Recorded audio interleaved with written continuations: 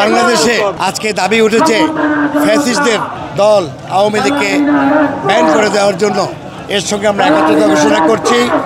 আজকে শেখ মুজিবুর রহমান 1975 সালে নিজেই আওয়ামী লীগকে ব্যান করে দিয়েছিল। আর অ্যাটর্নি জেনারেল গতকাল বলেছে যে স্পেশাল পাওয়ার অ্যাক্ট 19-এর ধারায় এই মুহূর্তে আওয়ামী লীগকে ব্যান করে দেওয়া সম্ভব। ছাত্রলীগের হাতে যারা অস্ত্র তুলে দিয়েছিল সেই ছাত্রলীগকে ব্যান করেছে, অথচ যারা অস্ত্র হাতে তুলে দিয়েছে তাদেরকে কেন ব্যান করা হবে না?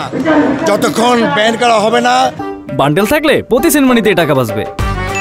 বিকাশ সেনমানি বান্ডেল কিনে জিতুন প্রতি লেনদেনে। জনতার সাথে জনতার দল বাংলাদেশের প্রতিটি অঞ্চলে যাবে আমাদের সাথে। আপনারা জানেন 3 তারিখে আগস্টে আন্দোলনে সেনাবাহিনীর প্রাক্তন অফিসার রাজপথে নেমে এসেছিল। আজকেও দেলেজ Khan, brigadier general Mohsin, major Zakir, আরও অনেক জেনারেলরা বিভিন্ন জায়গায় ব্লকের অনুষ্ঠানে কাজ করছে।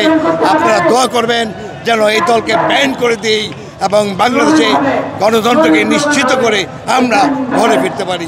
সবাইকে ধন্যবাদ। আমি জনতা দলের মেম্বার সেক্রেটারি, সদস্য সচিব, কেন্দ্রীয় কমিটি।